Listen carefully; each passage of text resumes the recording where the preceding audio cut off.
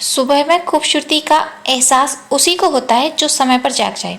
Hello दोस्तों, मैं हूं आरती सिंह और आप सभी का स्वागत है आपके अपने यूट्यूब चैनल क्रिएटिव बाय आरती सिंह पर। जैसा कि आप सभी को पता है कि आज हमारा टीजीटी पीजीटी सीरीज़ का 113 पार्ट है। इससे पहले हमने 112 पार्ट कंप्लीट करा दिए हैं। अगर आपने वह नहीं देखे हैं तो ज़रूर देख लें, वह भी बहुत ही ज़्यादा इम्पोर्टेंट है आपके एग्जाम की दृष्टि से। आज का जो टॉपिक है वह हमारा यूरोपीय प्रागैतिहासिक काल से संबंधित है और यूरोपीय प्रागैतिहासिक काल से संबंधित जितने भी क्वेश्चन बनते हैं हमने उन सभी को इस वीडियो में इंक्लूड किया है। इसलिए वीडियो को लास्ट तक ज़रूर देखें, वीडियो स्किप ना करें, क्योंकि वीडियो बहुत ही ज़्यादा हेल्पफुल होने वाली है आपके एग्जाम की दृष्टि से। वीडियो स्टार्ट करने से पहले बता दूं, जिन लोगों ने अभी तक चैनल को सब्सक्राइब नहीं किया है वे सब्सक्राइब कर लें ताकि आपको नोटिफिकेशन मिलता रहे और आपसे कोई वीडियो मिस ना हो। वीडियो स्टार्ट करते हैं बिना अपना टाइम वेस्ट किए हुए। पहले फ्रेंड्स हम बात कर लेते हैं प्रागैतिहासिक काल की कि प्रागैतिहासिक काल होता क्या है। तो जो प्रागैतिहासिक काल था या प्रागैतिहासिक काल के जो संबंधित चित्र थे वो क्या थे। तो प्रागैतिहासिक काल एक गुफा चित्र होते हैं, यानी कि गुफाओं में जो प्राप्त चित्र होते हैं वह होते हैं। और ज़्यादातर ये जो गुफा चित्र होते हैं वो रेखात्मक होते हैं, यानी कि रेखाओं के द्वारा बनाए गए होते हैं। जो भी चित्र बनाए गए आप सभी ने देखा होगा। और एक और चीज़ बता दूँ कि प्रागैतिहासिक काल से संबंधित जो चित्र हैं यहाँ पर भारतीय भी मिलते हैं और पाश्चात्य भी, जिनमें से मैंने भारतीय वाला जो टॉपिक है वो कंप्लीट करा दिया है। अगर आपने वह नहीं देखा है तो आप एक बार चैनल पर जाकर देख लें, वहाँ पर मैंने सभी वीडियोस जो है आपको सीरीज वाइज करा दी है। यानी कि सबसे पहले मैंने भारतीय ही प्रागैतिहासिक कराया था। और इसमें एक और चीज़ है कि इसका जो प्रमुख का जो माध्यम होता है, यानी कि इनका जो प्रमुख माध्यम होता है वो किससे होता है, यानी कि गेरू रंग से, खड़िया रंग से इनका प्रयोग करके यहाँ के चित्र बनाए जाते हैं, कोला का प्रयोग करके। और कहाँ पर बनाए जाते हैं, इनका जो धरातल होता था वो शिलाचित्र होते हैं, यानी कि भित्तियों पर बनाए जाते थे। तो ये 2-3 चीज़ हैं इनसे संबंधित और ये कॉमन क्वेश्चन है, आप सभी को पता होना चाहिए। अब हम बात कर लेते हैं कि इससे संबंधित कौन कौन से क्वेश्चन पूछे जाते हैं एग्जाम में। तो सबसे पहला जो क्वेश्चन पूछा जाता है ये पूछा जाता है कि जो फ्रैंको कैंटरबेरिया क्षेत्र है वो किससे संबंधित है। तो फ्रैंको कैंटरबेरिया जो क्षेत्र है वो किससे संबंधित है, ये प्रागैतिहासिक काल से संबंधित है। और एक और चीज़ बता दूं कि जो फ्रैंको कैंटरबेरियन क्षेत्र है वो किसे कहा जाता है, तो ये यूरोपीय प्रागैतिहासिक चित्रों के प्रमुख केंद्रों को कहा जाता है। आपसे पूछा भी जा सकता है कि जो फ्रैंको कैंटरबेरियन क्षेत्र है वो किसे कहा जाता है, तो वह यूरोपीय जो प्रागैतिहासिक चित्रों के जो प्रमुख केंद्र होते थे। जैसे कि अगर हम भारतीय की बात करें समझाने के तौर पर, तो मिर्ज़ापुर हो गया, सिगनपुर हो गया, यहाँ पर ये प्रागैतिहासिक काल से संबंधित चित्र मिले हैं। तो उसी प्रकार के जो केंद्र होते थे पाश्चात्य में, वहाँ के केंद्रों को क्या बोला जाता था, फ्रैंको कैंटरबेरियन क्षेत्र। नेक्स्ट हमारा कि अगर फ्रेंड्स आपसे पूछा जाता है कि जो प्रागैतिहासिक चित्रकला है वह कैसी है, तो प्रागैतिहासिक चित्रकला जो है वो गुफा चित्र है। वहाँ पर कैसे चित्र मिले, गुफा चित्र। नेक्स्ट देख लेते हैं। नेक्स्ट हमारा अगर फ्रेंड्स आपसे पूछा जाता है कि जो प्रागैतिहासिक चित्रों के विषय थे वो प्रमुख क्या थे, जैसे कि मैंने आपको ऊपर ही बताया कि वहाँ पर जो ज़्यादातर जो चित्रण किया जाता था वो पशु पक्षियों और मानव का, यानी कि ज़्यादा से ज़्यादा बात करें तो आखेट का, मुख्य रूप से जो किया जाता था वो आखेट का किया जाता था, यानी कि या तो फिर मानव के द्वारा किसी पशु का आखेट। तो ये जो चीज़ें थी वो किसके इर्द गिर्द थी, पशु पक्षी और मानव के इर्द गिर्द थी।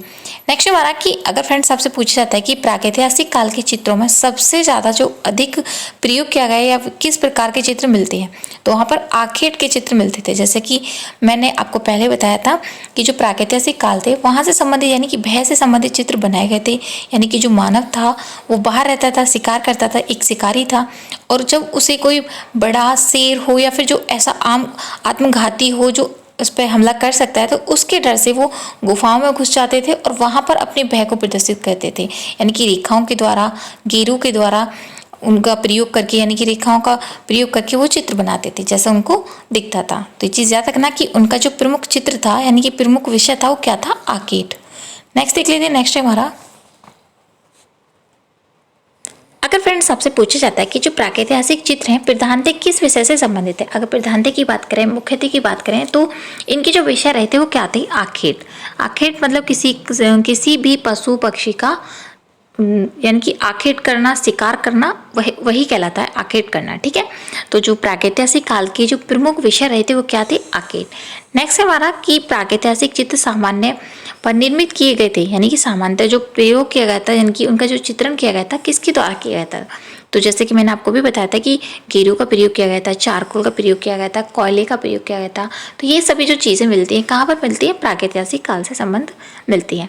नेक्स्ट सीख लेते हैं। नेक्स्ट हमारा कि अगर फ्रेंड्स आपसे पूछा जाता है कि जो यूरोपीय की प्राचीन प्रस्तर युग का जो समय माना जाता है वो कितना माना जाता है, तो यहाँ पे ये रॉन्ग हो जाएगा, यहाँ पे 7 होगा कि जो यूरोप का माना जाता है 7000 माना जाता है, लेकिन भारतीय की बात करें तो वहाँ पर कितना माना जाता है 5000। तो ये याद रखना, दोनों ही आपको कहीं भी कितना भी पूछा जाए, कितना भी घुमाया जाए, तो आप ये याद रखना कि भारतीय का है 5000 और जो यूरोप का माना जाता है वो 7000 माना जाता है, क्योंकि आप सभी को पता है कि जो यूरोप की गुफाएं उनका पहले खुदन हुआ था।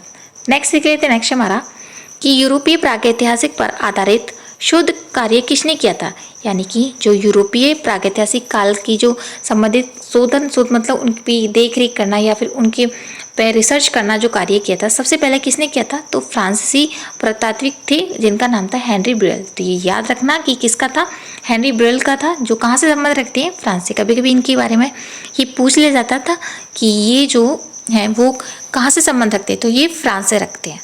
नेक्स्ट हमारा कि प्रागैतिहासिक समय की समस्त कला विकास को तकनीकी तथा शैली की दृष्टि से ब्रुइल ने यानी कि हेनरी ब्रुइल ने कितने युगों में बांटा था। तो अगर हम विदेशी की बात करें यानी कि विदेशी प्रागैतिहासिक काल की बात करें तो उन्होंने कितनी में बांटा था, 2 में, लेकिन भारतीय को जो बांटा जाता है वो 3 में बांटा गया था। यह जरूर याद रखना, वेरी इंपॉर्टेंट क्वेश्चन है कि किसके द्वारा इसकी खोज की गई थी, शोध कार्य किया गया था।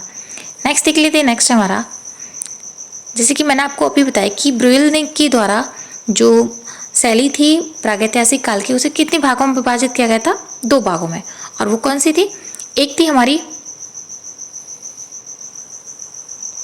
पहला जो था वो था उनके यानी कि ब्रेल के द्वारा जो पहला माना गया था वो कौन था, वो तो हमारा ऑर्गेनेशियन पेरिकार्डियन, जिसका जो समय माना गया तो कितना माना गया था, वो 30,000 से 20,000 के ईसा पूर्व का माना जाता है। तो ये याद रखना कि जो ब्रुइल के द्वारा जो दो भाग माने गए थे यानी कि 2 भागों में विभाजित किया गया था प्रागैतिहासिक काल को, वो कौन कौन से थे आपको पहले ये याद रखना है। और उनमें से जो पहला माना गया था जो वो था ऑर्गेनेशियन पेरिकार्डियन, जिसका जो समय माना जाता है 30,000 से 20,000 के ईसा पूर्व का माना जाता है। अगर हम सेकंड की बात करें कि जो सेकंड का समय जो माना जाता है और वह कौन सा था, तो सैल्यूटियन मैग्डेलियन माना जाता है जो सेकंड पार्ट है इसका, और उसका समय जो माना जाता है वो 20,000 ईसा पूर्व से 10,000 ईसा पूर्व का माना जाता है। अब दोनों के नाम याद रखना और किसके द्वारा इनको डिवाइड किया गया था और इनका जो समय माना जाता है कितना कितना माना जाता है। नेक्स्ट हमारा कि यूरोपीय प्रागैतिहासिक चित्रों के जो प्रमुख केंद्र थे वो कहाँ पर स्थित है। ज़्यादातर जो यूरोपीय प्रागैतिहासिक चित्रों के प्रमुख केंद्र जो माने जाते हैं वो उत्तरी स्पेन और दक्षिणी फ्रांस में माने जाते हैं। आपको ये दोनों चीज़ें भी पता होना बहुत ज़्यादा ज़रूरी है कि यहाँ पर यानी कि कहाँ पर यूरोपीय प्रागैतिहासिक चित्रों के प्रमुख केंद्र थे, तो दोनों ही आप याद रखना। नेक्स्ट हमारा कि अगर फ्रेंड्स आपसे पूछा जाता है कि विश्व में प्रागैतिहासिक मानव द्वारा अंकित सर्वाधिक जो सर्वप्रथम चित्र थे वो कहाँ से प्राप्त होते हैं, जैसे कि हमारे अगर भारतीय की बात करें कि सबसे पहले जो चित्र प्राप्त होते हैं मिर्जापुर से प्राप्त होते हैं, उत्तर प्रदेश की बात करें तो उसी तरीके से अगर फ्रेंड्स यूरोप की बात करें तो वहाँ पर अल्तामिरा की गुफाएं जो होती हैं जो कि स्पेन में पड़ती हैं, वहाँ पर सबसे पहले चित्र अंकित हुए थे। आपको याद रखना है कि सबसे पहले अगर भारतीय की बात करें कि सबसे पहले किस राज्य में हुए थे तो उत्तर प्रदेश में हुए थे। अगर प्रॉपर स्थान की बात करें तो वो मिर्जापुर में। अगर विदेश की बात करें कि विदेश में या यूरोप में जो प्रागैतिहासिक मानव द्वारा जो निर्मित सर्वप्रथम चित्र जो मिलते हैं वो कहाँ पर मिलते हैं, तो वो अल्तामिरा की गुफाओं में मिलते हैं जो कि स्पेन में पड़ती हैं। नेक्स्ट हमारा कि अल्तामिरा की गुफा है वह किस देश में है, इससे संबंधित क्वेश्चन बहुत पूछे जाते हैं। तो जो भी मैं आपको गुफा बताऊं आपको उनका नोट डाउन भी करना है कि वो कहाँ पर पड़ती हैं, स्पेन में पड़ती हैं या उत्तरी फ्रांस में। तो जो अल्तामिरा की गुफाएं जो पड़ती हैं वो कहाँ पर पड़ती हैं, स्पेन में। और ये बहुत बार क्वेश्चन पूछा गया है यानी कि रिपीटेड क्वेश्चन है, हर बार ये पूछा जाता है अगर प्रागैतिहासिक काल से संबंधित क्वेश्चन पूछा जाता है तो। नेक्स्ट हमारा कि अगर फ्रेंड्स आपसे पूछा जाता है कि जैसे कि आपको पता है कि प्रागैतिहासिक काल का जो प्रमुख केंद्र माना जाता है या सबसे पहले उस वहाँ पर मानव निर्मित जो जगह मानी गई है यूरोप में, तो वो कौन सी थी, वो अल्तामिरा थी। कहाँ पर है, स्पेन में। लेकिन अगर ये पूछी जाती है कि इसकी जो खोज हुई थी कब हुई थी और किसके द्वारा की गई थी, तो इसकी जो खोज हुई थी वो 8 वर्षीय बालिका थी जिसका नाम था मारिया सांतोओला। आप ये ज़रूर रखना, इम्पोर्टेंट क्वेश्चन है बहुत ही ज़्यादा। कभी कभी क्या होता है कि उसकी एज भी पूछ ली जाती है। तो 8 वर्ष की थी, उनका नाम था मारिया सांतोओला। और उन्होंने यानी कि मारिया सांतोओला ने जो इन गुफाओं को देखा था वो कब देखा था, 1879 में देखा था। इम्पोर्टेंट क्वेश्चन है बहुत ही ज़्यादा। नेक्स्ट देख लेते हैं। नेक्स्ट हमारा कि अगर फ्रेंड्स आपसे पूछा जाता है कि जो फ्रांस में स्थित सर्वाधिक अलंकृत गुफा है वो कौन सी है, तो फोंत दा कॉम, जिसे हम जो कि एक ब्यून घाटी पर स्थित है। कभी कभी पूछ लिया जाता है कि जो फोंत दा कॉम गुफा है वो किस नदी घाटी पर, तो वो ब्यून घाटी पर। आपको एक और चीज़ बता दूं कि फ्रांस की जितनी भी गुफाएं हैं, गरकास गुफा, पोकस गुफा, ये जितनी भी गुफाएं, मैं उनके बारे में डिटेल्स में बताऊंगी। और जितनी भी गुफाएं हैं उनकी खोज कब हुई थी, किसके द्वारा की गई थी, और वर्तमान समय में कहाँ पर है, वहाँ पर कितने चित्र प्राप्त हुए थे, तो इन सभी चीज़ों को आप नोट डाउन कर लेना। और मैं आपको सीरीज वाइज बताऊंगी ताकि आपको जो कन्फ्यूज़न है कोई भी नहीं हो, यानी कि आपको ये भी चीज़ें आपको क्लियर होंगी कि सबसे पहले आपको जो पाश्चात्य कला है, यूरोपीय कला, उसमें क्या पढ़ना है। तो प्रागैतिहासिक पढ़ना है, मैं सभी चीज़ों को सीरीज वाइज लगाऊंगी, आपको नोट डाउन कर लेना। क्योंकि कभी कभी क्या होता है कि पूछ लिया जाता है कि कौन सा जो काल था पहले आया था, यानी कि कौन सी कला थी जो पहले थी। जैसे कि अगर हम बात करें बेजेंटाइन कला, गौथिक कला, उस तरीके की मैं सभी चीज़ों को सीरीज वाइज पढ़ाऊंगी। नेक्स्ट देख लेते हैं। नेक्स्ट है कि अगर फ्रेंड्स आपसे पूछा जाता है कि प्रागैतिहासिक काल का सिस्टम चैपल बोला जाता है, यानी सिस्टाइन चैपल जो बोला जाता है, किसे बोला जाता है, तो अल्तामिरा की जो गुफाएं हैं उनको प्रागैतिहासिक काल का सिस्टाइन चैपल बोला जाता है। नेक्स्ट देख लेते हैं। नेक्स्ट हमारा,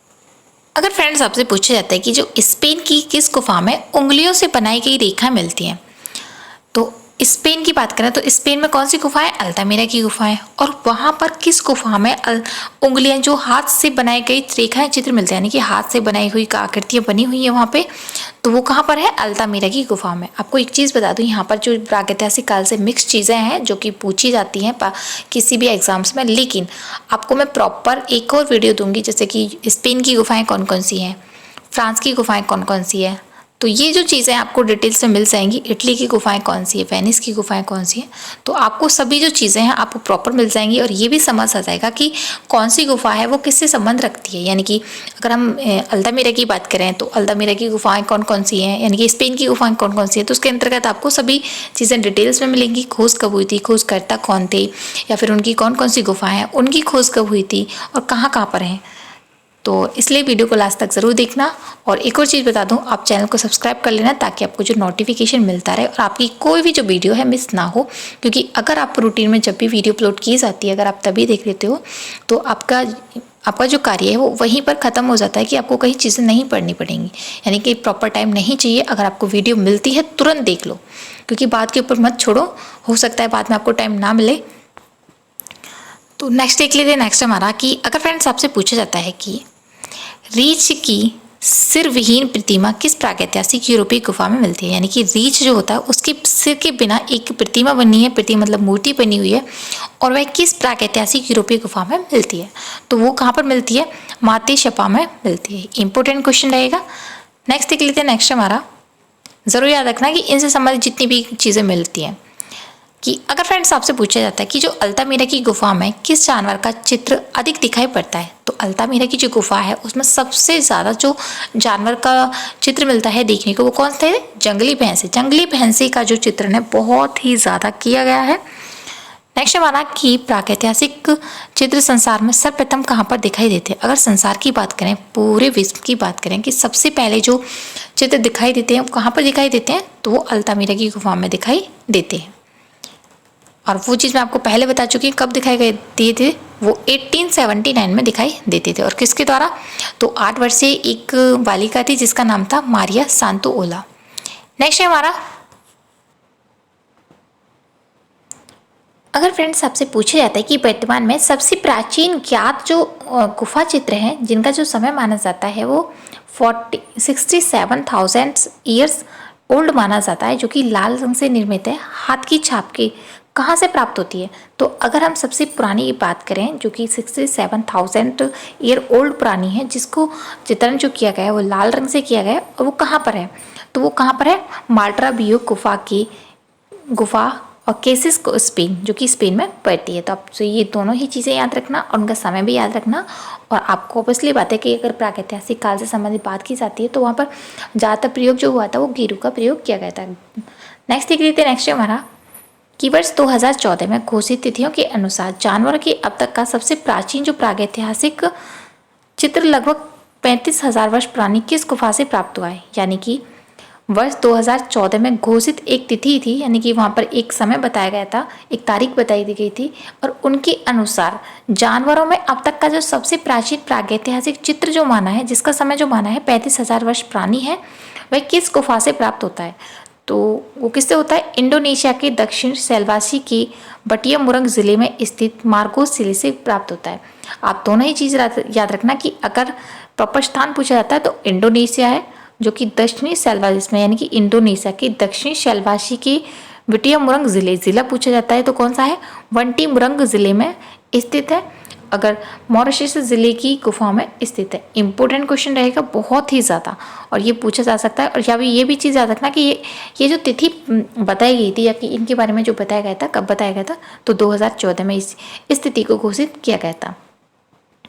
नेक्स्ट देख लेते हैं। नेक्स्ट है हमारा कि अगर फ्रेंड्स आपसे पूछा जाता है कि प्रागैतिहासिक चित्रों में किस रंग की प्रधानता थी, यानी कि जो प्रागैतिहासिक काल से संबंधित जितने भी चित्र थे उनकी प्रमुख रंग की जो प्रधानता थी वो क्या थी? तो वहाँ पर लाल थी, और लाल रंग किससे बनाया गया था? केरों से। नेक्स्ट हमारा कि वृषभवाला कक्ष जो मिलता है वो किस गुफा में मिलता है? यानी कि ये वाला क्वेश्चन आपको ऐसे भी पूछा जा सकता है कि जो यूरोपीय कला में या यूरोपीय जो गुफाओं में जो सबसे पहले चित्र जो मिलता है वृषभवाला, वो कहाँ पर मिलता है? तो वो लास्कस की गुफा में मिलता है, जो कि लास्को में पड़ती है, और इनकी खोज की बात करें तो 1940 में हुई थी। नेक्स्ट देख लेते हैं। नेक्स्ट हमारा, अगर फ्रेंड्स आपसे पूछा जाता है कि फ्रांस की लास्को, यहाँ पर टाइपिंग एरर आप ठीक कर लेना, कि लास्को जो गुफा थी उनकी जो खोज हुई थी कब हुई थी? तो जैसे कि मैंने आपको अभी बताया कि इनकी जो खोज हुई थी वो 1940 में हुई थी, और अगर समय की बात करें तो 12 सितंबर को हुई थी। तो अब ये चीज़ याद रखना, बहुत बार क्वेश्चन पूछा गया है, रिपीटेड क्वेश्चन है। नेक्स्ट हमारा कि अगर फ्रेंड्स आपसे पूछा जाता है कि लास्को गुफा की जो खोज थी वह किसने की थी? तो 18 वर्षीय बालिका मार्सल रेबिडेट ने की थी। किसने की थी? 18 वर्षीय मार्सेल रेबिडेट ने की थी। इंपोर्टेंट क्वेश्चन है, और समय पूछा जाता है कब की थी? 12 सितंबर 1940 में की थी। नेक्स्ट देख लेते हैं। नेक्स्ट हमारा कि अगर फ्रेंड्स आपसे पूछा जाता है कि लास्को गुफा के चित्रण का जो अध्ययन था सबसे पहले किसने किया था? अगर खोज पूछी जाती है वो अलग चीज़ है, अगर अध्ययन की बात करें तो फ्रांसीसी पुरातात्विक थे जिनका नाम था हेनरी बेल। ये भी मैं आपको ऊपर बता चुकी हूँ, और उन्होंने कब की थी? 1940 में की थी। नेक्स्ट देख लेते हैं। नेक्स्ट हमारा, जैसे कि उन्होंने जब उन गुफा को देखा था उसके बाद ही इन्हीं के द्वारा, यानी कि फ्रांसीसी पुरातात्विक के द्वारा उसकी रिसर्च करना स्टार्ट कर दिया गया था। नेक्स्ट हमारा कि अगर फ्रेंड्स आपसे पूछा जाता है कि तैरते हुए हिरण जो है वह कहाँ पर अंकित है? ये वाला क्वेश्चन है, रिपीटेड क्वेश्चन है बहुत बार, यानी कि वेरी इंपॉर्टेंट है, तो आप जरूर याद रखना इसको कि जो तैरते हुए हिरण है कहाँ पर मिले हैं? तो वो लास्को की गुफाओं में मिले हैं। नेक्स्ट हमारा कि लास्को में कुल कितनी चित्र उत्कीर्ण किए गए हैं, यानी कि लास्को की जो गुफाएं हैं उनमें कुल चित्रों की बात करें तो वो कितने चित्र हैं? तो वहाँ पर 2000 चित्र प्राप्त होते हैं। नेक्स्ट हमारा कि समस्त जो फ्रैंको कैंटेबेरिया क्षेत्र है उसमें उपलब्ध गुफाओं चित्रों में सर्वोत्तम क्या है? तो अगर सारी गुफाओं की बात करें उनमें जो सबसे उच्च मानी गई है वो लास्को की गुफा मानी गई है। ये भी याद रखना कि प्रागैतिहासिक जो केंद्र थे उनमें अगर सबसे प्रमुख बात करें यूरोप में तो वो लास्को की गुफाओं को उच्च कोटि का स्थान दिया गया है। नेक्स्ट हमारा कि अगर फ्रेंड्स आपसे पूछा जाता है कि घायल महिष किस गुफा में अंकित है? जो घायल महिष है वो किस यूरोपीय गुफा में मिलता है? तो वो लास्को की गुफा में ही मिलता है। नेक्स्ट हमारा कि एक सींग वाले अश्व नामक प्रसिद्ध चित्र है वो कहाँ से प्राप्त होता है? तो एक सींग वाला जो अश्व मिलता है वो लास्को की गुफा से ही मिलता है। नेक्स्ट हमारा कि प्रागैतिहासिक कलाकार तकनीक किस प्रकार की है? तो जो प्रागैतिहासिक कलाकार की जो तकनीक थी वो कैसी थी? चित्रण यानी कि मिश्रित। कैसी थी? मिश्रित थी। इंपोर्टेंट क्वेश्चन है, ये बहुत बार पूछा जाता है। नेक्स्ट हमारा कि बांसुरी बजाता ओझा कहाँ पर अंकित है? तो जो बांसुरी बजाता हुआ एक ओझा बनाया गया है वो कहाँ पर है? थ्रास फ्रेयर्स की गुफाओं में मिलता है।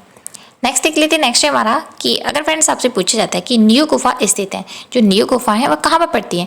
तो फ्रांस की तारास्कोन नदी की घाटी पर पड़ती है। कभी कभी आपसे नदी भी पूछी जा सकती है, तो नदी कौन सी है? तारास्कोन नदी, और वो कहाँ पड़ती है? फ्रांस में। कौन सी गुफा है? नियो गुफा। इंपॉर्टेंट क्वेश्चन रहने वाला है। तो नेक्स्ट देख लेते हैं। नेक्स्ट हमारा कि रीछ मानव कहाँ अंकित है? रीछ मानव यानी कि आधा तो वो रीछ है और आधा मानव कहाँ पर अंकित है? तो वो त्रास फेस गुफा में देखने को मिलता है।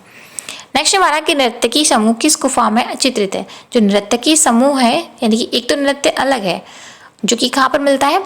तो वो जो सिंधु घाटी की गुफा है वहाँ पर मिलता है, लेकिन नृत्य की समूह की बात करें तो वो कहाँ पर मिलता है? तो वो कोकगुल की गुफाओं में मिलता है। मैं आपको एक चीज़ें बता दूं कि ये जो चीज़ गुफाएं हैं, जितने भी केंद्र मिल रहे हैं, उन सभी को मैं डिटेल्स में बताऊंगी कि वो कहाँ कहाँ पड़ता है, उसकी खोज किसके द्वारा की गई थी। यहाँ पर मैं सिर्फ जो प्राकृतिक काल से जो क्वेश्चन पूछे जाते हैं, मैं उन क्वेश्चन को बता रही हूँ, तो आप इनको भी याद कर लेना अच्छे से, क्योंकि रिपीटेड क्वेश्चन है, बहुत बार पूछे गए हैं प्रीवियस पेपर्स में। नेक्स्ट हमारा कि पान की समान हृदय की जो आकृति है किस गुफा में मिलती है। ये बहुत ही फेमस क्वेश्चन है, रिपीटेड क्वेश्चन है, हर बार पूछा जाता है अगर पाश्चात्य गुफा से संबंधित पूछी जाती है तो हाँ, पान की समान हृदय की आकृति किस गुफा में मिलती है, जो कि हाथी के चित्र पर बना है, तो वो पांडाल गुफा में देखने को मिलती है। नेक्स्ट हमारा कि हाथ की छाप सबसे अधिक किस गुफा में अंकित है। जो हाथ की छाप जो है सबसे पहले जो मिली थी, कहाँ पर मिली थी, तो वो हमारी अल्तामिरा की गुफा में मिली थी। लेकिन अगर सबसे ज़्यादा की बात करें तो वो कहाँ पर मिली है, गरगास की गुफाओं में देखने को मिलती है। नेक्स्ट हमारा किस पशु के चित्र के साथ रेखा जाल सबसे अधिक मिलते हैं, तो सबसे ज़्यादा जो रेखा जाल मिलते हैं, रेखा चित्र जो मिलते हैं, वो मैमथन की गुफाओं, मैमथन जो पशु है उससे संबंधित मिलते हैं। नेक्स्ट हमारा कि अगर फ्रेंड्स आपसे पूछा जाता है कि विनस ऑफ द वेलेंटाक्स वर्तमान समय में कहाँ सुरक्षित है, तो कहाँ पर है, नेचुरल हिस्ट्री संग्रहालय वियना ऑस्ट्रेलिया में। कहाँ करें, अगर आप प्रॉपर स्थान की बात करें तो ऑस्ट्रेलिया याद रखना, अगर देश की बात की जाती है तो। अगर फ्रेंड्स आपसे पूछा जाता है कि प्लेन डार्क की नारी आकृति की मूर्ति जिसका जो समय माना जाता है वो 28,000 से 25,000 ईसा पूर्व की ओलिटिव चूना पत्थर द्वारा निर्मित कहाँ पर निर्मित है, यानी कि कहाँ से प्राप्त होता है, तो वो ऑस्ट्रेलिया से प्राप्त होता है।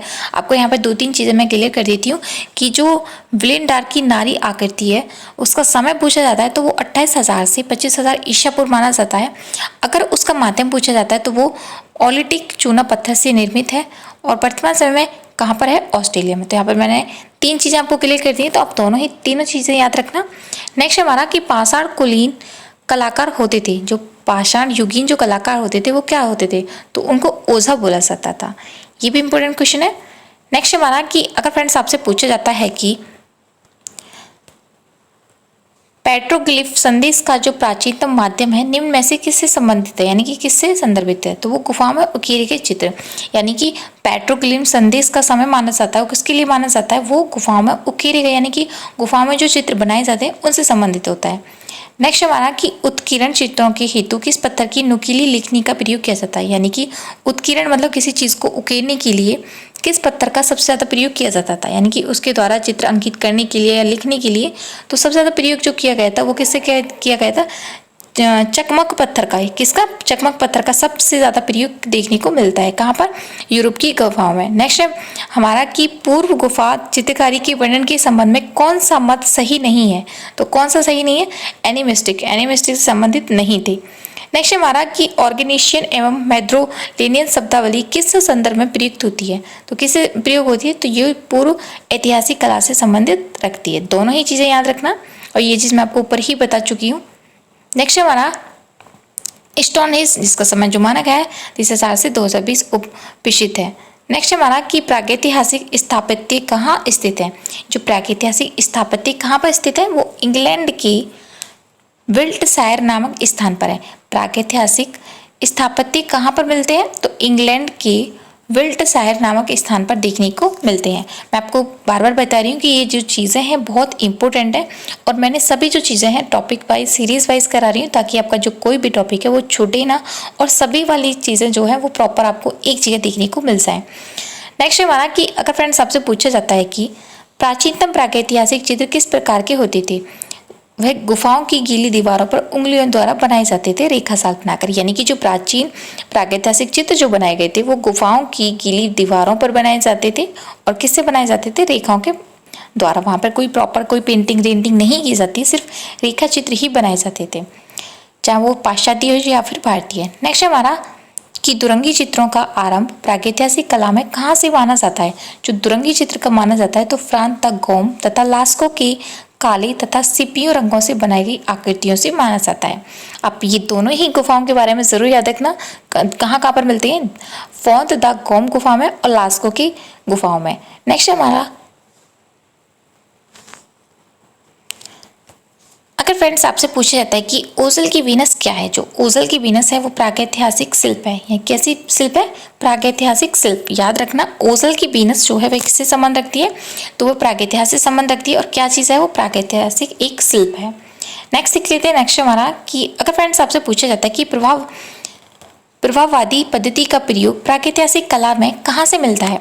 तो प्रभाववादी पद्धति का जो प्रयोग मिलता है कहाँ से मिलता है? फ्रांस में तिजात से प्राप्त एक हड्डी पर दौड़ता हुआ मृग। कहाँ से प्राप्त हुआ? फ्रांस से। और कौन सा क्षेत्र है?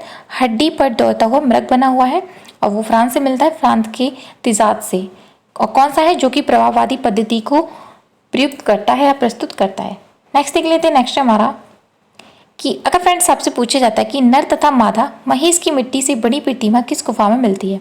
यानी कि नर और मादा दोनों ही महेश की जो प्रतिमा है कहाँ से मिलती है? तो वो मिलती है फ्रांत और दो वर्थ फ्रांस। यानी कि प्रॉपर शहर की बात करें तो कहाँ से है? फ्रांस से। और अगर स्थान की बात करें तो तक दा और दो वर्थ, इनके थोड़े अजीब नाम होते हैं।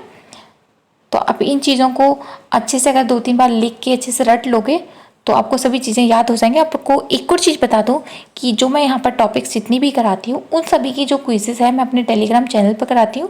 तो जिन लोगों ने अभी तक वह ग्रुप नहीं ज्वाइन किया हो तो आप एक बार डिस्क्रिप्शन चेक कर लें, मैंने वहाँ पर लिंक दिया हुआ है। आप वहाँ से जाकर इजीली सभी जो ग्रुप है वहाँ पर ज्वाइन कर सकते हो और अपनी जो चीज़ें हैं उनको मजबूत कर सकते हो प्रैक्टिस करने के बाद। नेक्स्ट देख लेते हैं। नेक्स्ट हमारा कि अगर फ्रेंड्स आपसे पूछा जाता है कि प्रागैतिहासिक काल में एक्स-रे शैली से आप क्या समझते हैं? जो एक्सरे शैली होती है वो क्या होती है? तो पशु के शरीर की सीमा रेखा बनाकर उसमें मुख से उद्धत अथवा हृदय का मार्ग तथा तृतीय एवं उद्धत की सही स्थिति को सरल रेखाओं द्वारा दिखाया गया, इसी को एक्सरे कहा जाता है। यानी कि किसी भी पशु का जो चित्रांकन करते हैं उसके शरीर की जो सीमा रेखाओं से उस चित्र जो बनाते हैं उसकी जो सभी जो सीमा रेखा से जो चित्र बनाए जाते हैं वो सभी चीज़ें क्या कहलाती हैं? एक्सरे। बहुत ही ज़्यादा इंपॉर्टेंट क्वेश्चन है, कभी पूछा जा सकता है।